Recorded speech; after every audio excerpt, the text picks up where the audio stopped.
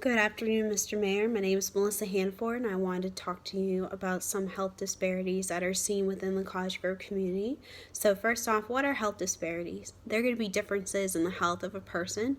Ultimately, the health of someone and how long they live depend on where they live as well as how much money they make.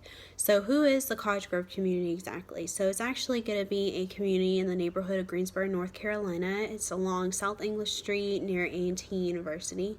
A lot of these residents will be African Americans as well as refugees. So these refugees are coming from a country that's going through turmoil, and so they're seeking shelter in America. And also too, the residents here live at or below the poverty level. So what are some of the main health disparities that are seen in this community? So the main health disparities will be high blood pressure, diabetes, asthma, preterm birth, as well as sexually transmitted diseases. So within the community, a lot of the houses are run down. So you see a lot of structural issues like leaking roof, plumbing. Some don't have electricity, running water, heat, air conditioning, stuff like that. Also too, there's a lot of pests in this community as well, so you see a lot of cockroaches and rats and stuff. So a lot of these members do have asthma. Also too, with high blood pressure and diabetes, the Cottage Grove community is within a food desert, so it means that they do not have access to foods nearby. So supermarket, they don't have one. They can't get fresh fruits and vegetables and different things like that. And so they're more off to get fast food, processed foods and stuff like that in their diets. Also, too, there aren't good places to walk around, have physical exercise. They don't have sidewalks. The park that they do have is not usable. It's built over an old landfill, so it's unsafe for people to use, and it's very run down. And then also, too, many of the residents don't speak English, mainly because a lot of the residents are refugees from different countries.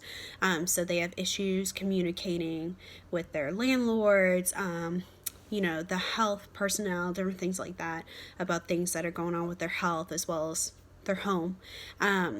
So what can you guys do? So I was wondering if you could appoint a committee to review these issues and maybe take into light things that I think will help this community. So what I think can be done to help with these health disparities is, first off, make sure all the homes are, safe for families to use. You don't want to come from a different country and come over here seeking shelter. You don't have running water, heat, electricity, air conditioning, stuff like that, and even, living within cockroaches and rats. That's just so sad. Making sure so those things are figured out. Also too, maybe adding more access to a supermarket. So either building a supermarket near the Cottage Grove community, or maybe having food trucks so that way they have access to fresh fruits and vegetables and different things like that to help their diet. Also too, there are sidewalks being built down South English Street, but adding more sidewalks, making it more accessible for people to walk and different things like that will definitely benefit them as well. Also too, renovating the park. Let's see if we can test the soil to see if, it is safe for people to use, as well as, maybe adding sidewalks for people to walk on, or, maybe if we want to do like more baseball fields, basketball courts, playgrounds, stuff like that, maybe that would be better for residents. Also too, there is a mustard seed clinic that caters towards the community. If we're able to expand that to allow more nurses and doctors on hand, we may see a decrease in these health disparities and, the health issues ultimately that these residents do have.